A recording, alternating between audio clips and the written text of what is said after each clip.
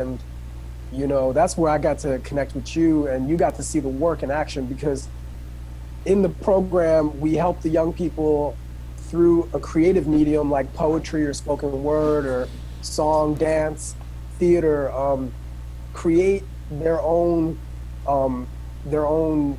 opinion for the world, their own ideas for the world, and package them into song and art to heal the world, and to think about how to use art as a medium to heal the world. And so the young people get on stage and they perform. We do showcases in the city, and the program is called Fly by Light. That's one of our programs, Fly by Light, and that's also the name of our new documentary film, Fly by Light.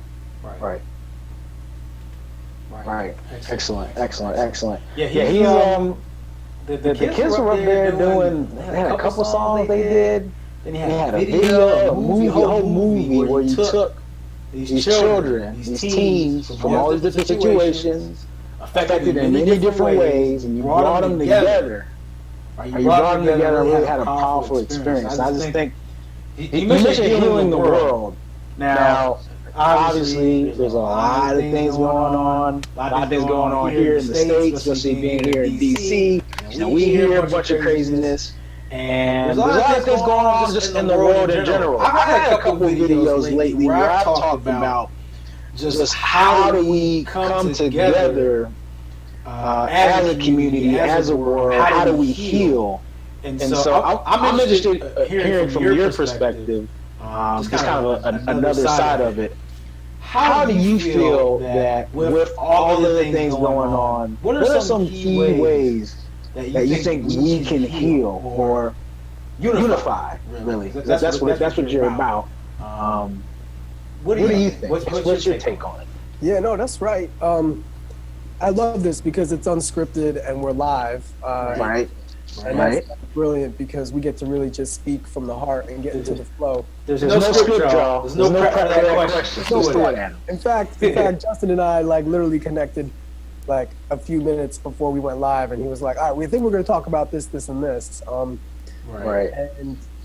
it is a magical time that we live in, and I think healing is one of the most important things intentionally that we can think about and focus on as a people. It is a magical time that we and I think for me as a philosopher and as a poet and as a mystic, and those that are that we can think excited about this time as a people. It's a powerful time. It's December 21st, and I think it's one of the shortest days of the year, right? As a mystic, and those are really powerful window excited that we're in right now in this moment. In fact, it's December 21st with people around the world. And part of that journey is remembering and realizing again our connection to right now in this moment. There's a quote I always think about when I think about healing this time. I think about this quote that the earth does not belong to us. We belong to her.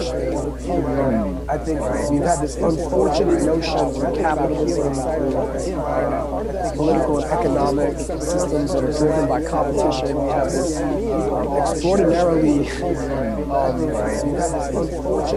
ineffective idea and thought that we own the planet. So we've been raping the planet. Raping the oceans, raping coral reefs and the mountaintops, moving mountaintops from coral. So when I think of healing and us coming together towards a common goal, I think we should really begin by thinking how to restore our relationship. So when I think of real healing begins with us individually beginning to care again about what's happening with the planet and to the planet because of our actions. And so the basis to that for me begins with individually education. And education in so many ways is rooted our misguided thoughts and ideas. So believing that here to fight against each other. Well, really, we should be teaching how to cooperate with each other, how to collaborate with each other, how to love each other, how to be kind. We're not teaching in schools these are things that we're essentially using in these really pivotal times in our lives, really young and impressionable. So we've got to really think about healing in these new generations,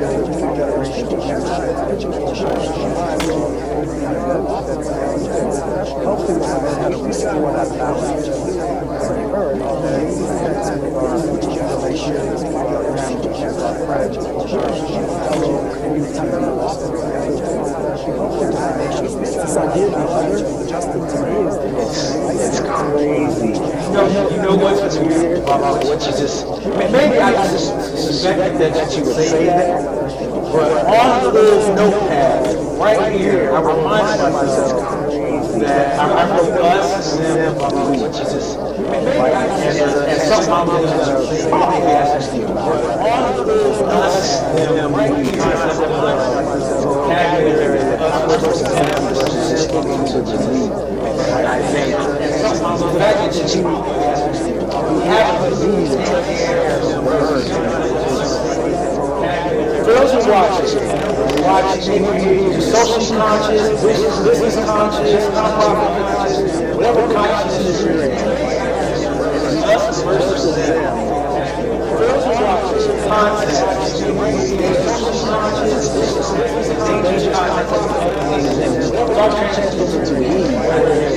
part of it is, part of it is part of social impact. So I want to make sure I frame it kind of in the conversation is part of all the things that are going on, social politics, part of it is economic aspect of it. There is certain responsibility that I want people to pay attention to how to make that we as a business community want the communities to take care of our planet, take care of the cleanliness of our homes, our cars, our parks, the cleanliness of our minds, the cleanliness of radio, the cleanliness in media. We, all of us, all you watch, we have a responsibility to stay apart.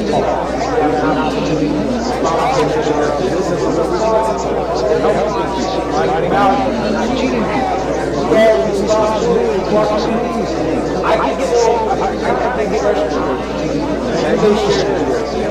people throw trash out the city. Like, oh, this is not my house. We live here. We all live here. Last time I checked, we all live in the same planet. We all live here. We have an investment here. And quality of life. That's what I'm saying.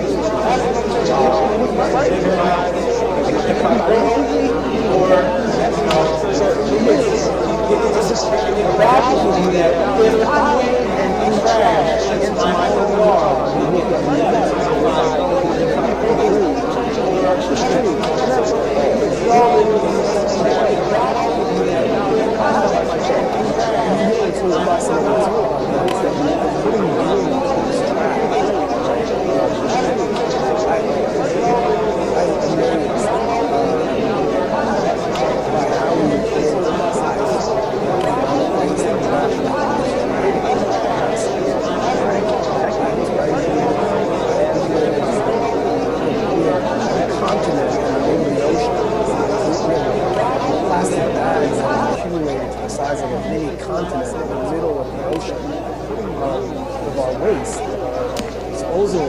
inability to know how to reuse and recycle things.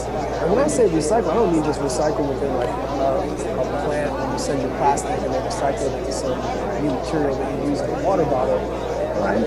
Which is just things like furniture, clothes, dishes, and home.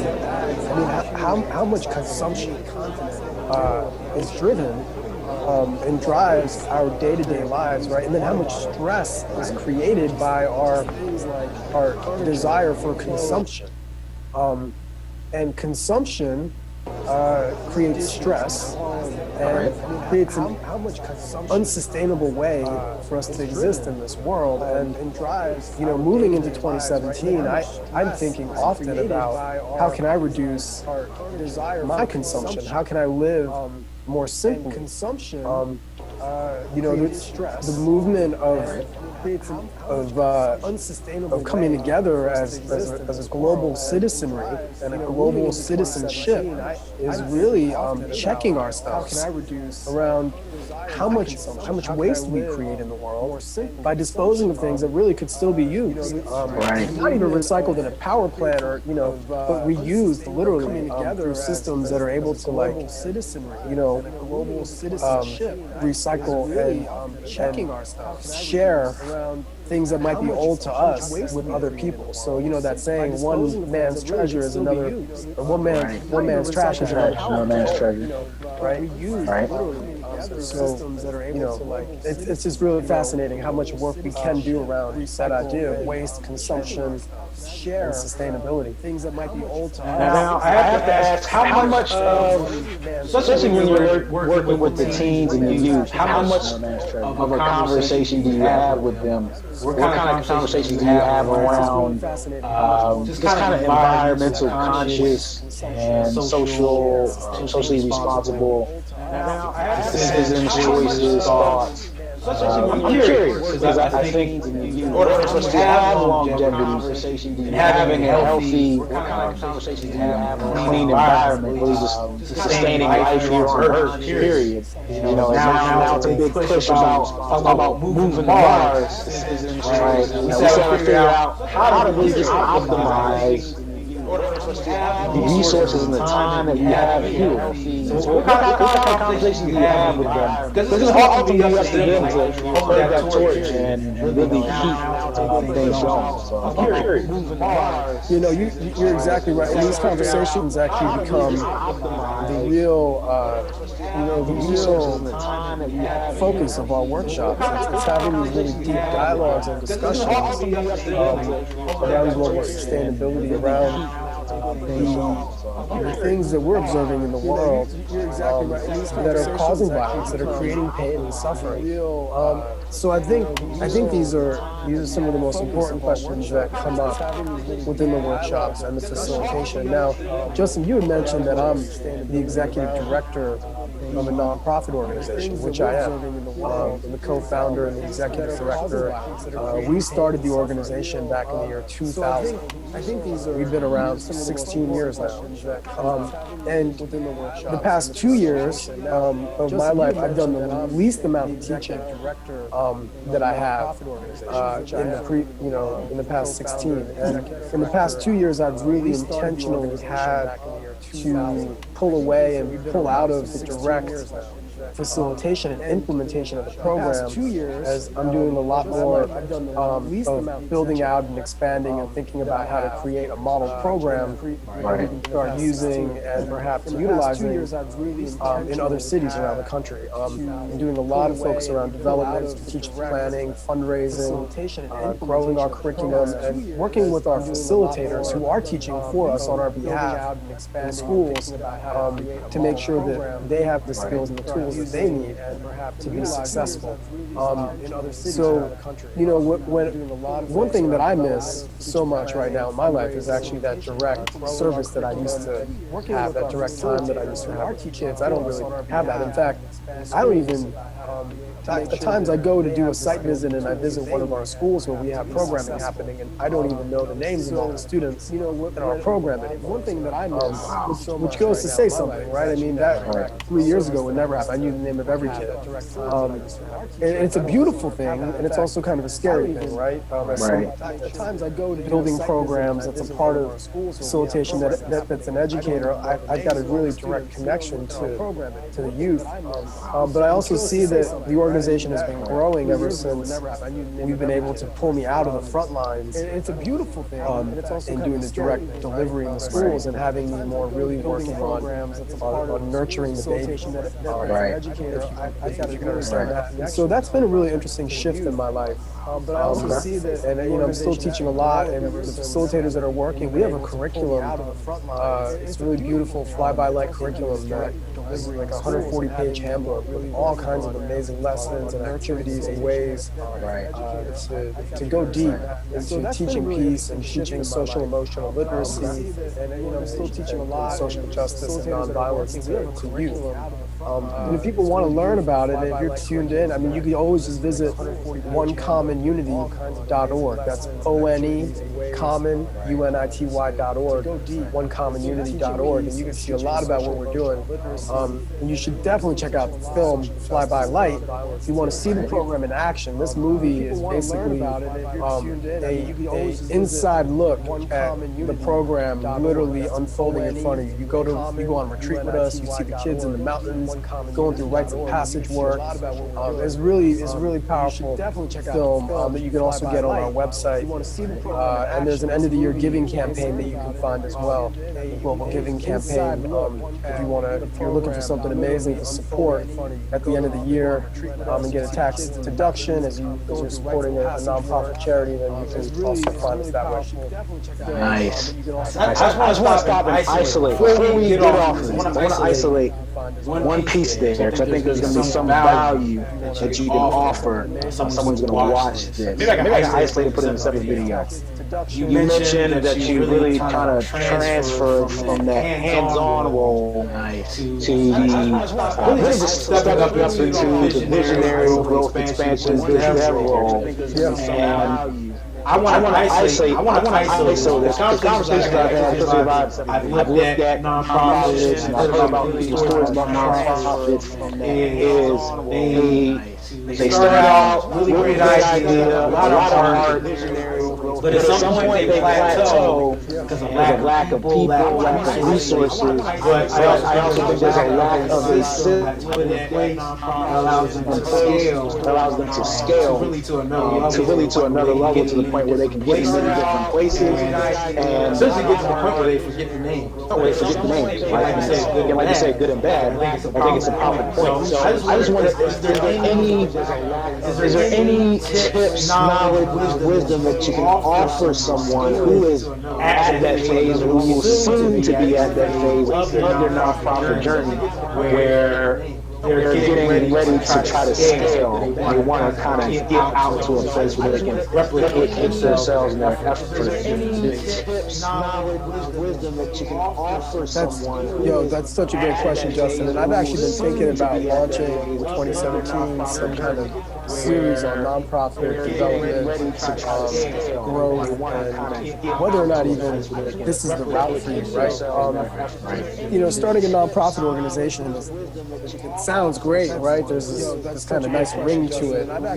It makes you feel like you're throwing your hat into the ring, and you're really fighting for what you believe is right. But in many ways, the nonprofit industrial complex sets us up for failure, right? It sets up great young leaders that are very passionate, as you said, very ambitious, very visionary, sets us up for failure, because in so many ways, most nonprofit workers are all doing the jobs of 3 or 4 people. You've got one person that's wearing 5 hats.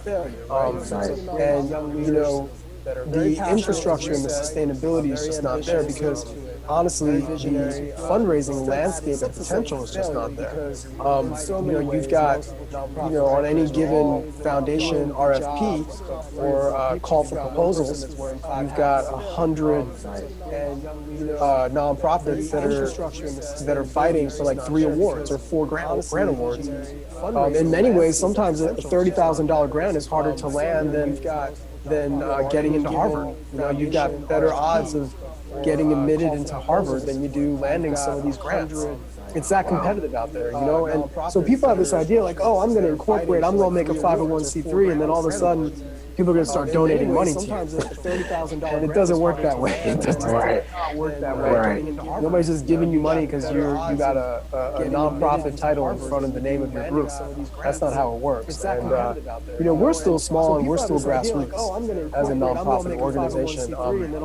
But it's been like pushing a boulder up the mountain. And a lot of times I've had many moments when I've thought to myself, wow, maybe I should have started a for-profit business or an LLC and just became uber wealthy and rich, and then donated that money to groups that I believed in. Like maybe I could have created more impact that way, you know, or maybe I should have created or worked on creating business. And it's not too late. You know, these are ideas that I'm still thinking about as a social entrepreneur myself. I mean, maybe, you know, creating a business with a really triple bottom line mentality, this idea of putting consciousness and community and social justice at the forefront of the mission instead of the profit, but still understanding that you need to have a business model to create money and generate revenue. Because as a nonprofit, a business, oftentimes the cycle is that we're constantly out there asking people for help, asking people for resources, asking people for money.